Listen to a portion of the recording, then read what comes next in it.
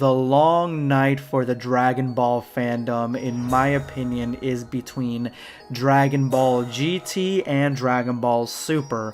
Anything else between that time period, whether it be anything like the special that we got in between that time or Dragon Ball Z Kai, in my opinion, that isn't fresh Dragon Ball content, so the long night still stands. And some may argue that right now we are going through our own miniaturized version of the long night between Dragon Ball Super Broly and whatever the future may hold for Dragon Ball Super. But the original long night was very, very long indeed.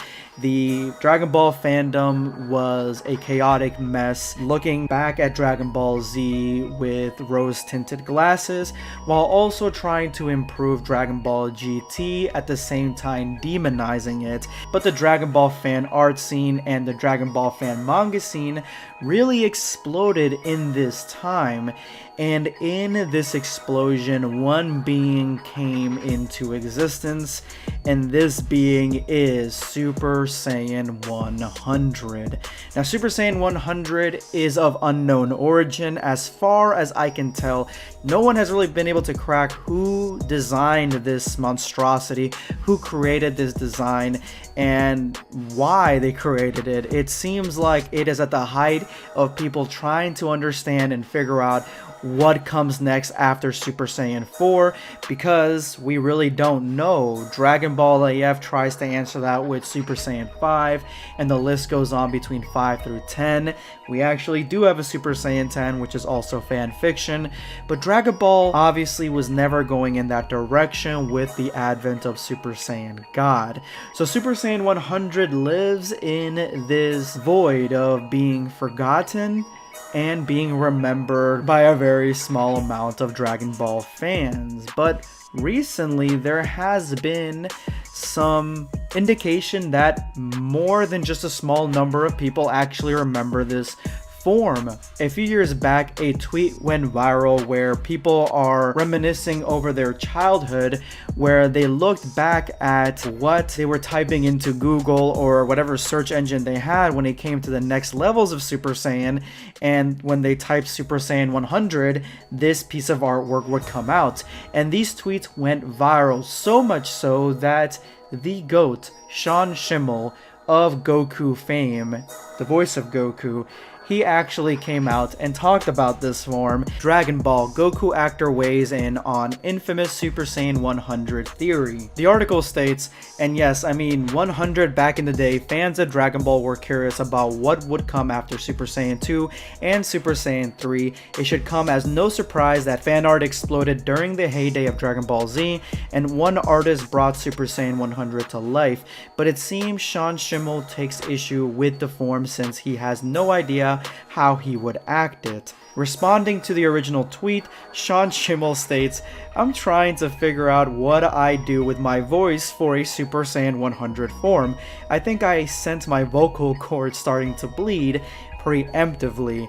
Yeah, I think it would be sounding very similar to the Ultra Instinct roar that we heard in Dragon Ball Super, if not multiplied 100 times over. And it seems like Sean Schimmel actually remembers this artwork, because it is artwork that popped up whenever, I mean, even I did it. I looked up Super Saiyan 10 through 100, any of those numbers, and usually you'd get this as one of the answers. But now I am happy to say that this form actually is coming to life by a passionate fan called Koketo, who is in the process of making this form actually move. The hair, the hundreds of thousands of locks coming out from behind, all swaying in unison, as well as his clothing. So I asked this mad lad, I asked him, "You animating and coloring the whole thing?" I meant to put "and."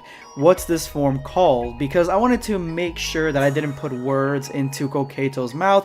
I know from my memory that this is called Super Saiyan 100, at least that's what the fans called it, but I didn't want to interject that into the conversation. I wanted to see what he said. I wanted to see if he would name it something else, because that's what I would go with, whatever he would name, since this is his animation. And Koketo responds, "Yeah, I'ma be completely polishing this man up until it looks somewhat official, so it's gonna have color, shading, and whatnot, and this is normally referred as Super Saiyan 100. Yup, that's what I remember it as. It originated from this image that everyone remembered for some odd reason. Weird, right? It's like in the back of our minds, this image. It is popular for some innate and strange reason. It's basically the god of all fan-made forms per se. One day I just stumbled across the image again and I thought to myself, yeah, I can animate that, especially since no other person would ever try to animate that. No one else is trying to do this. So that is why I wanted to make this video. Obviously I've been covering a lot of Dragon Ball fan animations, and this is a brand new one, literally fresh off the presses, at least in its earliest format. So just to spread awareness, I'm gonna leave a link to this evil scientist Twitter account. Go ahead and follow him there. I'm gonna leave a link to the original animation as well, so you guys can go ahead and check it out on your own and follow him if you would like to see what this ends up turning out to be. Anyway, let me know in the comments below if you guys remember this transformation like at all from your childhood. And if you made it to this point in the video, you are now part of the hashtag #EndVideo Squad. Thank you guys so much for all your support. Make sure to drop that comment with that hashtag for a chance to be featured in my next video. Today I'm going to be responding to Phantom Flame. Think of it like an overseas job or military post, I guess. As for the Hakai, I guess the boon is that instead of relying on your own energy like UI, you're using the mega destructive energy of the universe around you to cause the damage. I'ma do it to the end. Intentional, just noting I made it to the end. No contest stuff. I appreciate the new hashtag. I appreciate you just hanging out to the very end. Yeah, I could see that, like the military pose. Honestly, now I can, because he is essentially a mercenary. I mean, his wife sent him off to kill some random monster, defeat some random monster. So yeah, he's basically a mercenary, like a military post. But it's like he wasn't doing that up to this point, you know? He was just kind of leaving. It wasn't like that. There were a lot of times where she wanted him back, he wouldn't come back. So that is what I'm talking about. And a lot of people, especially in the comment section, they're basically stating because Vegeta's doing the same thing, I'm overlooking him. No, Vegeta had all of Dragon Ball Super to atone for being shitty in Dragon Ball Z to his family.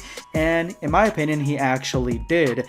And so he's fine right now to take a little vacation for a few months and go hang out with Whis. Goku has never been there. Dragon Ball Super, he didn't want to even stay with his family at all. He was literally fighting with his wife, fist fighting with her to leave with Whis, and at the same time he couldn't even fathom why Vegeta would want to stay with Bulma during childbirth. So it's the way they've written Goku, specifically in Dragon Ball Super, that has me really upset with the way he's being characterized. So you may be bringing him up things that he said in the past, like he shows that he cares about his family, but actions speak louder than words, and his actions of actually being there with his family, not just being like, I am upset because you killed my family, Zamasu, and I'm gonna fight you. Like, it shows more when he's actually there. Anybody can be upset because you've destroyed their loved ones in cold blood, you know what I'm saying? Anyway, let me know in the comments below what you guys think of this whole thing. I may actually make a video on this because a lot of people are kind of looking at the Goku situation in a sense that the writers are not at fault for what's going on with this character. They're looking at him just by him being a consistent character, which he absolutely is not. Thank you so much for your comment, Phantom. This is going to be Blackscape signing off. Take care, guys. Subscribe for more content.